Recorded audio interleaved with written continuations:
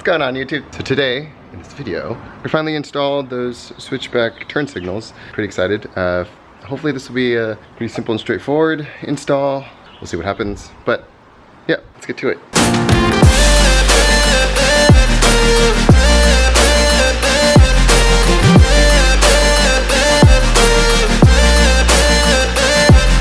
So here are the turn signals, so you need a set of this.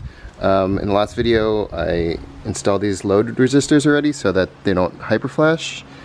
I'm gonna need some extra cable potentially, not sure, still have to go there and install it. Gonna tap into the power that powers those LEDs, so we're gonna conjoin them. Hopefully it doesn't overload it, should be okay.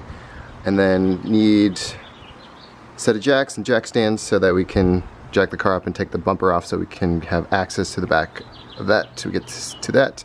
And last, we need a screwdriver so that we can remove the bolts so we can bolt this one back on, and we should be good to go. I also want to mention you probably want some heat shrink tubing and a heat gun so that you can shrink the tubing. Basically, some of the wires that I connected are basically heat shrunk so that they're connected.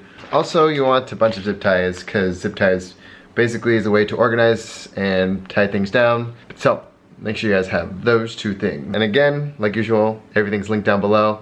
It helps this channel if you do go through those links, so they're actually affiliate links. Help me help you make more videos. So the first thing we need to do is pull this bumper off. Not gonna go over it in this video.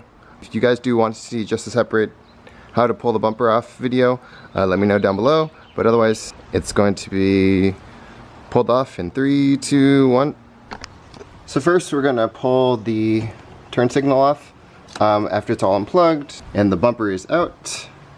There's a couple screws, 1, 2, and 3 up there, and you basically pull that out, and then we're gonna put the new ones in. We're gonna do the same on the opposite side. 1 minute, 37 seconds later. So this side's looking nice. I left the cable unplugged so that we can easily move this around. 3 bolts, and this is what it looks like on the front side. Coming out pretty cool so far. When you install this one, it just kind of, so you took the other ones out. These ones kind of just pop right in there, which is kind of nice. So they fit right into the space, pop right in there, and then you get the bolts and bolt them in. So it's cool. Pretty simple, pretty easy, which is good. So this kind of looks a little messy right now, but kind of getting the idea. So there's 2 modules. One to power just the regular white LEDs, and then the one to power the turn signals. Sorry, one to reroute this turn signals. So there's one here, one there. I used the old, since I don't have the stock intake, there's actually like a hole here for the bolt. So I zip tied one module there, and then I zip tied the second module here against this controller over here. Hopefully it doesn't get too hot, should be fine. Then I routed positive back around this side, and then I'm gonna plug that into the battery. And then there's one negative terminal which I'm gonna have to cut because it's a little too short, and I'm gonna connect that to the negative terminal over there. As for the turn signal, there's 2 sets, right? So there's one for the LED, the white LEDs, and one for the turn signals. So the white ones are for the turn signals. I routed one down through that gap right there. That comes out right here. And then here's the one for the white LEDs. And then I routed on the other one on the bottom side below this. So this thing gets hot. It's so you want to make sure that you tuck everything down. We're going to have to zip tie and make sure everything doesn't come up so it doesn't touch any of that hot stuff.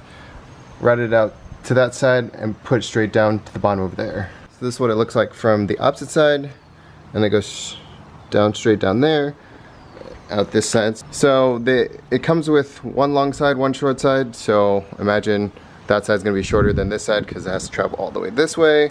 The white cables are about the same length, but they surprisingly reach all the way down. So one tip before you secure everything is you want to test the turn signals. So that's what I'm gonna do right now. I'm gonna plug them in, test them out, make sure that they're turning on the right side, and then we should be good to go. So I heat shrinked one cord to the negative terminal over here. I briefly put that into the positive terminal just so we can test it out, and this is what they look like so far. It's pretty cool. Looks pretty good so far. There's the LEDs that are on. Pretty excited, and let's test out the turn signals. Woohoo! Look pretty nice. So that's the left turn signal. Looks nice so far. And here's testing out the right turn signal. Oh yeah, it looks good. So now we're going to wire it up so that the lights turn off with the car. I'm actually going to plug it into the same ones that are connected to here so that it all turns off together.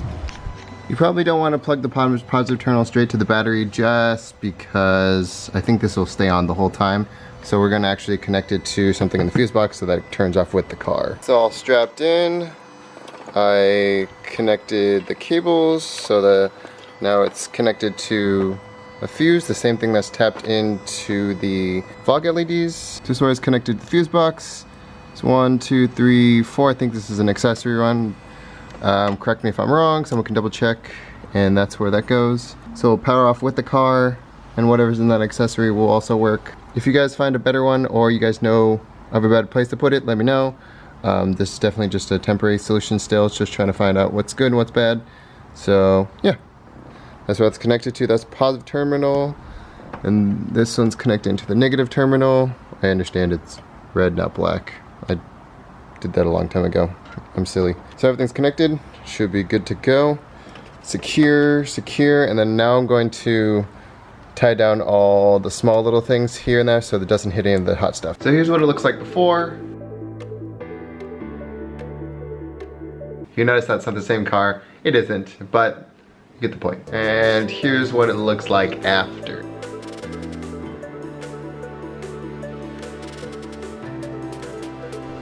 Because here's what they look like during the day. Pretty sweet.